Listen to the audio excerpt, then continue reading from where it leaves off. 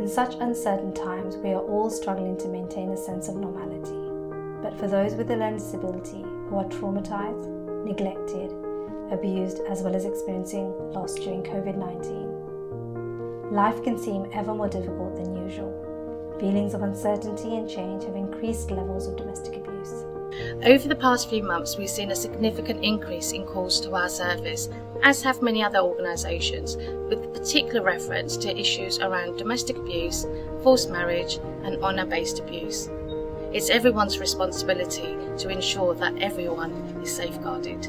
Victims of domestic abuse, they feel that they're not able to come forward and seek help. That if they do come forward and seek help, they'll be stigmatized by their family members and also society and community at large. Know that many women, regardless of what background they're from, what class they're from, what positions of power they're in, domestic violence affects women of all different levels, that it has no barriers or no discrimination. I have been in the police for 20 years. I work closely with a variety of sectors, working collectively to take action on domestic abuse.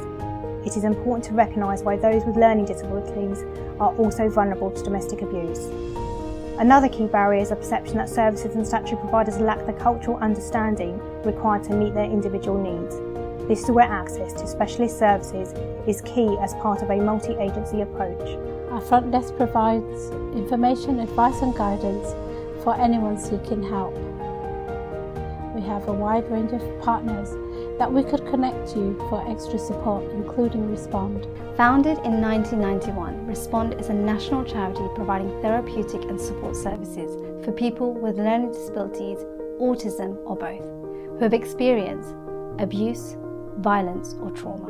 What I would like to do is encourage people who are suffering from domestic abuse to come forward and seek their relevant help. It takes a lot of courage to be able to speak out and say, actually, I think my relationship is not healthy, I think I need help. People with a learning disability experiencing domestic abuse are more likely to be trapped at home with their perpetrator and not seek help, while others are getting into risky relationships without understanding the dangers. It's important to remember that you're never alone. There are other people just like you. Some people who have experienced what you're going through work with many organizations so they are able to understand what you're going through. We are there to help you, and remember, you're never alone. It's really important that you don't keep this to yourself. Even if you suspect something but you're not 100% sure, it's always better to speak to an expert and speak to a specialist to get the support that's needed, either for yourself or for a loved one. There are many charities, there are many organizations that are out there to help victims of domestic abuse.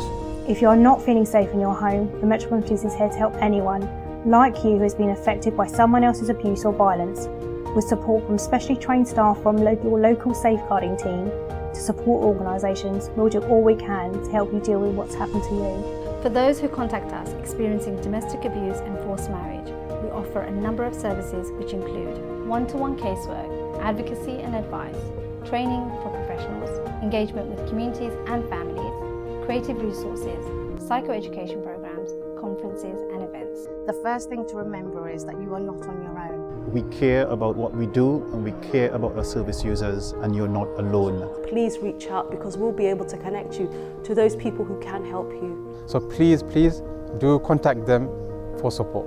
You don't need to live in fear. We are here to help.